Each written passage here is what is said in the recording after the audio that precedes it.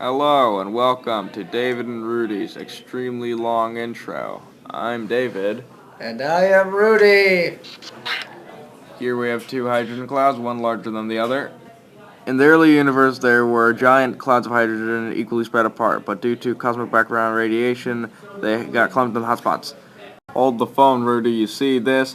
This is gravity. You hear that gravity? It's pulling the hydrogen into giant condensed balls, getting so hot and dense, actually starting to fuse the atoms together. You heard it Holy here crap! first.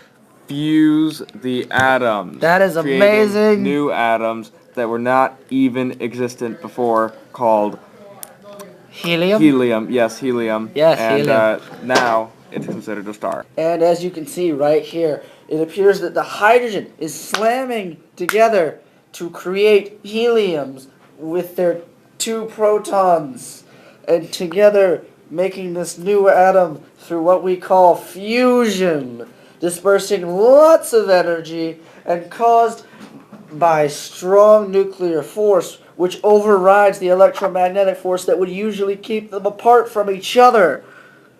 Steve the stapler remover approves.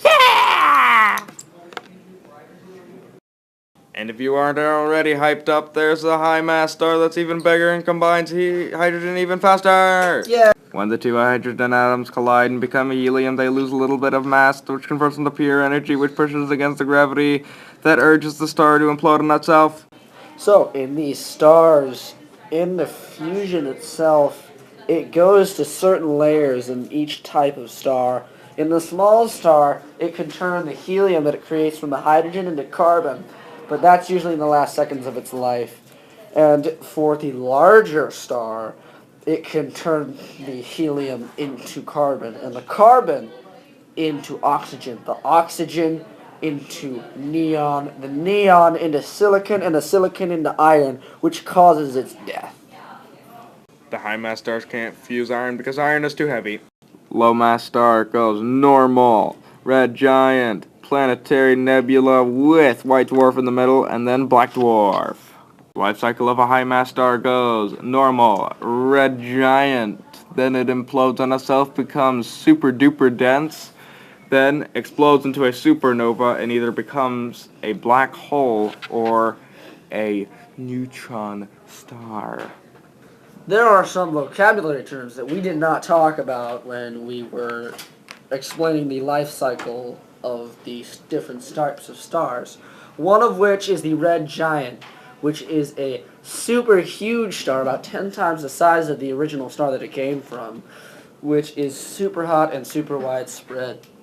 This is caused when fusion wins the huge equilibrium battle between fusion and gravity. Now I'm going to hand you off to David, who's going to explain the next few vocabulary terms. Alright, so planetary nebula is when the red giant's outer parts, except for the core, everything except for the core, dissipates and becomes a planetary nebula where stars and other celestial bodies form. And then the core that is left over is called the white dwarf, which is white because it's glowing because it's super duper hot. And a black dwarf is a white dwarf that is not so super super hot. Anymore. And here's Rudy with a couple more terms. Some of the terms in the life of the high mass star is the collapse and supernovae. When the star bloats and becomes its own red giant, it collapses instead of dissipating, and from that point it has a huge explosion, and in that explosion all of the elements that we know from iron beyond form.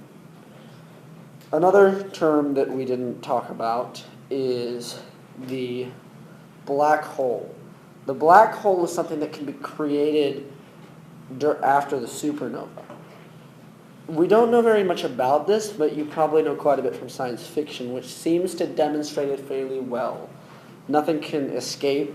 Light cannot escape. It's just a big black thing moving through space, and it really sucks. And it's super dense.